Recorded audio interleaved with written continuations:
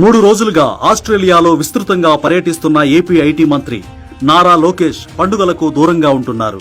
ఆ దేశంలోని వ్యాపారవేత్తలు, ఎన్ఆర్ఐలతో సమావేశమవుతూ ఏపీకి పెట్టుబడులు తీసుకురావడమే నిజమైన దీపావళి అనే లక్ష్యంగా ఆయన పనిచేస్తున్నారు. రాష్ట్రానికి ఎన్ఆర్ఐలే నిజమైన బ్రాండ్ అంబాసిడర్లని కొనియాడారు. ముఖ్యమంత్రి చంద్రబాబు వేగాన్ని అందుకోవడం తమకు సాధ్యపడడం లేదని, ఆయన క్వాంటం కంప్యూటర్ గురించి మాట్లాడితే చాట్ జీపీటీలో వెతికి తెలుసుకున్నానని లోకేష్ చెప్పారు. రాబోయే 15 ఏళ్లు కలిసికట్టుగా ఉండి రాష్ట్రాన్ని ముందుకు తీసుకెళ్దామని డిప్యూటీ సీఎం పవన్ కళ్యాణ్ చెబుతున్నారని, ఆ దిశగా తామంతా కృషి చేస్తున్నామన్నారు. సిడ్నీలో నిర్వహించిన సిఐఐ పార్ట్నర్షిప్ సమ్మిట్ రోడ్ షోలో మంత్రి పాల్గొన్నారు. నవంబర్లో జరిగే విశాఖ సిఐఐ భాగస్వామ్య సదస్సుకు పారిశ్రామికవేత్తలు, ఎన్ఆర్ఐలు తరలి రావాలని, అక్కడున్న అవకాశాలను, ప్రభుత్వం కల్పిస్తున్న రాయితీలను పరిశీలించాలని విజ్ఞప్తి చేశారు. స్పీడ్ ఆఫ్ డూయింగ్ బిజినెస్ వల్ల ఏపీకి గత 16 నెలల్లో 10 లక్షల కోట్ల పెట్టుబడులు వచ్చినట్లు వెల్లడించారు.